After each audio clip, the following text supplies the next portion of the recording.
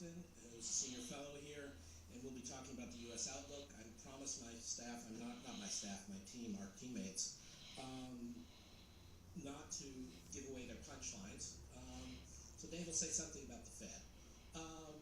Then we're going to have Barbara Kochwar, who's a research fellow here at the Institute. Barbara joined us a few years ago from the Inter-American Development Bank. She's been very active in our trade program, co-authoring with Jeff Schott recently on TPP, but her real expertise and love is Latin America. She's currently doing a very interesting project for us on Latin American infrastructure development, and is a book coming out in a little while about what happens next in Cuba, which may give you some hints of kinds of things she's going to talk about today.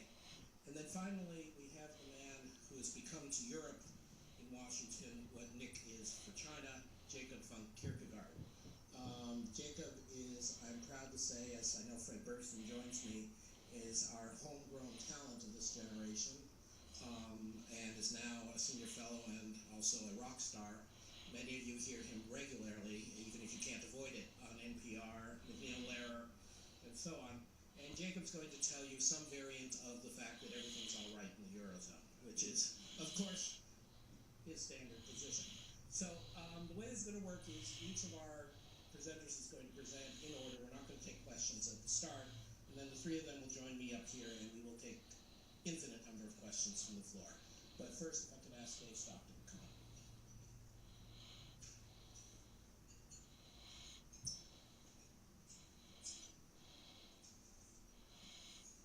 Thank you, Adam. It's a pleasure to be here today.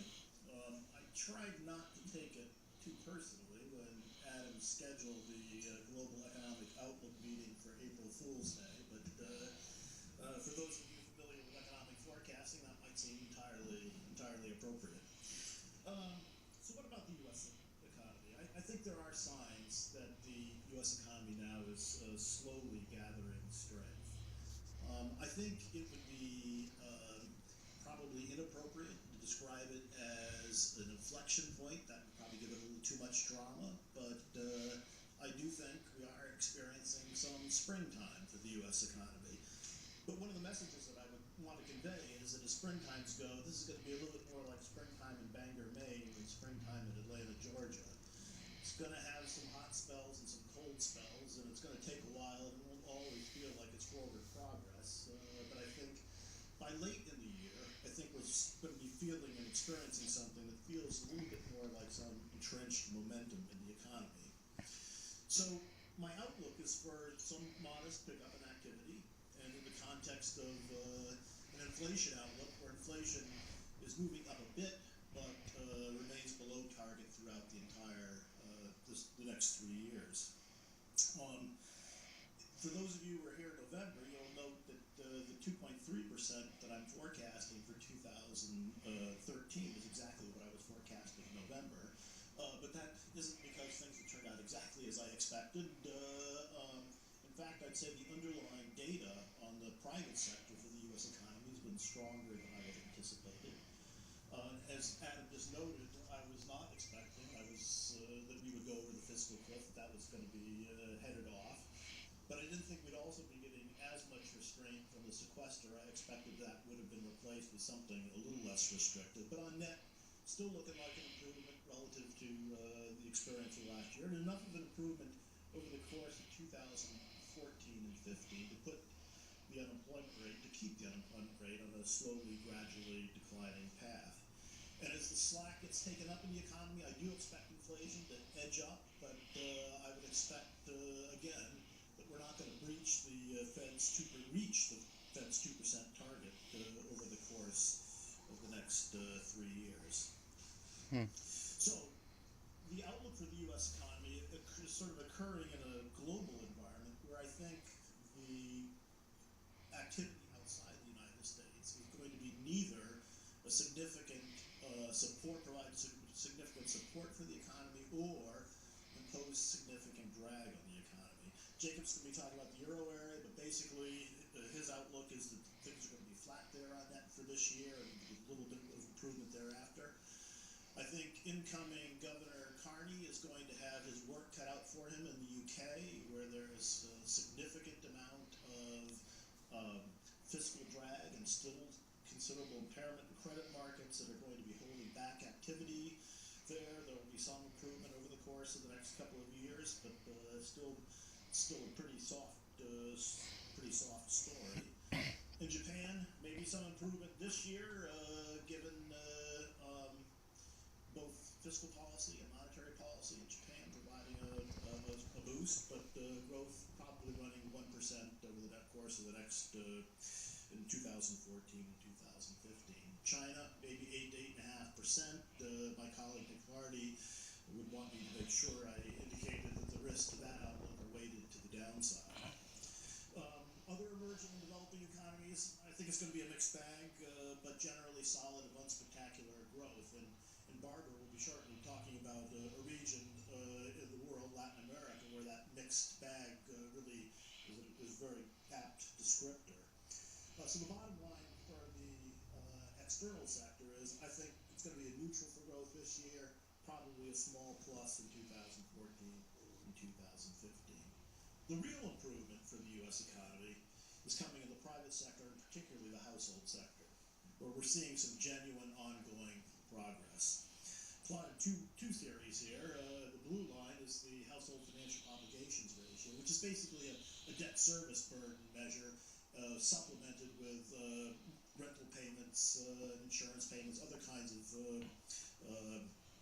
very, very periodic payments that must be made. You can see there's really been dramatic improvement here. We're back to levels that we haven't seen since the mid-1980s. To be sure, some of that improvement occurred because households walked away from debt that they had incurred. Obviously, the low interest rate environment that we're currently experiencing is helping there. But even if you were to plot just debt to income, it's also come back down. And we're seeing very significant signs of improvement in terms of overall consumer loan performance, where delinquency rates are at the low for this series, a rather dramatic decline. And I think that's going to be providing some wherewithal for pickup in spending over the course of the next couple of years. This slide is focused on the liability side of the balance sheet, but the asset side of the balance sheet, household balance sheets, is improving as well.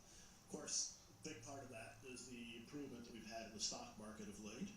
But we're also seeing improvement coming about through the housing sector. I think in November I posed the housing recovery as a question, and I said I thought indeed that we were experiencing a recovery. I think the subsequent data have tended to support that, provide considerable support for that.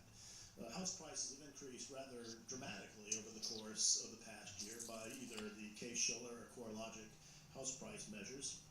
I would think those price increases are likely to slow over the course of the next few years, not retrace, but just to simply back off the current high pace that they've had, in part because there is a significant shadow inventory of homes. Homes have been kept off the market by people who've been waiting for the housing market to improve, and now that that improvement is occurring, I think we'll see some of those houses come back onto the market, and price increases will moderate somewhat from where they've been.